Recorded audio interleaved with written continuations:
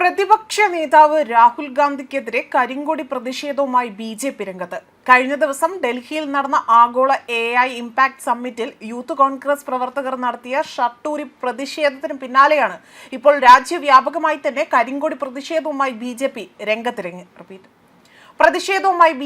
രംഗത്തിറങ്ങിയിരിക്കുന്നത്. ഇതോടുകൂടി തന്നെ വളരെ വ്യക്തമാണ് രാജ്യത്തിനെതിരെ രാഹുൽ വലിയ രീതിയിലുള്ള പ്രവർത്തനങ്ങൾ നടത്തുന്നു എന്നത്.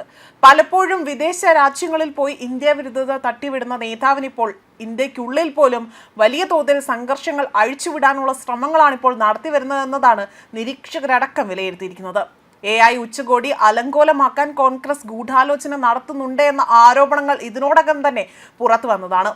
എന്നാൽ കഴിഞ്ഞ ദിവസങ്ങളിൽ രാഹുൽ ഗാന്ധിയുടെ എല്ലൊടിച്ച മറുപടിയുമായാണ് കോൺഗ്രസ് എം പി ശശി തരൂർ രംഗത്ത് വന്നത്.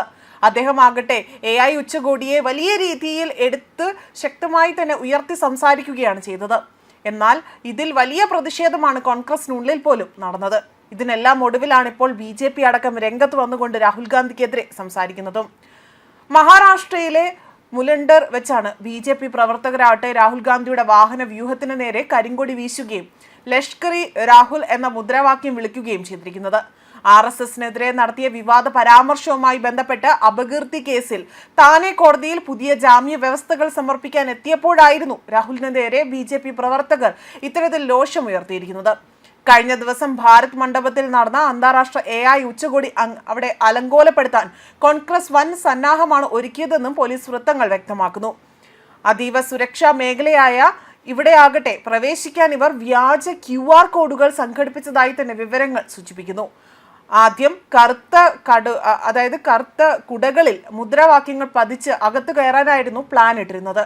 എന്നാൽ കുടകൾ കവാടത്തിൽ തടയാൻ സാധ്യതയുള്ളതിനാൽ തന്നെ പിന്നീടാണ് ഇത്തരത്തിൽ ടീഷർട്ടുകളിൽ സ്റ്റിക്കറുകൾ ഒട്ടിച്ച് അകത്തു കയറാനുള്ള ശ്രമങ്ങൾ നടത്തിയത്. സ്ഥലത്തുണ്ടായിരുന്ന ഫേഷ്യൽ റെക്കഗ്നീഷൻ സോഫ്റ്റ്വെയർ ആകട്ടെ അത് ഉപയോഗിച്ചുകൊണ്ടാണ് പ്രതിഷേധക്കാരെ പോലീസ് തിരിച്ചറിഞ്ഞത്. സംഭവത്തിൽ കൃഷ്ണഹരി, അതുപോലെ തന്നെ കുന്ദൻ യാദവ്, അജയ് കുമാർ, നരസിംഹ യാദവ് എന്നീ 4 യൂത്ത് കോൺഗ്രസ് നേതാക്കളെയാണ് ഇപ്പോൾ പോലീസ് അറസ്റ്റ് ചെയ്തിരിക്കുന്നത്. അതേസമയം ഇന്ത്യ ഒരു ആഗോള സാങ്കേതിക കരുത്തായി മാറുന്ന വേളയിലാണ് കോൺഗ്രസ് രാജ്യത്തെ ലോകത്തിന് മുന്നിൽ നാണം കെടുത്തുന്ന ഒരു രീതിയായി തന്നെ ഇത് കണക്കാക്കപ്പെടുന്നതായി കേന്ദ്രമന്ത്രി ഇവിടെ ഒരു ആരോപണം ഉന്നയിച്ചിരിക്കുന്നത്.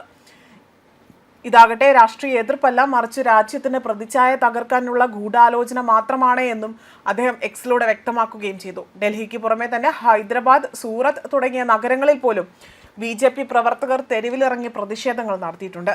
രാഷ്ട്രീയ വൈരാഗ്യത്തിനപ്പുറം തന്നെ അന്താരാഷ്ട്ര വേദികളിൽ ഉപയോഗിച്ചുകൊണ്ട് രാജ്യത്തെ അപമാനിക്കുന്ന ആ ഒരു രീതിക്കെതിരെ തങ്ങൾ ശക്തമായ പ്രതിഷേധം അഴിച്ചുവിടും എന്ന് തന്നെയാണ് ഇപ്പോൾ ബി.ജെ.പി. ക്യാമ്പുകളിൽ നിന്നും ഉയരുന്ന ഒരു വികാരമായി തന്നെ എടുത്തു പറയേണ്ടതും. ന്യൂസ് ഡെസ്ക് കർമ്മ ന്യൂസ്.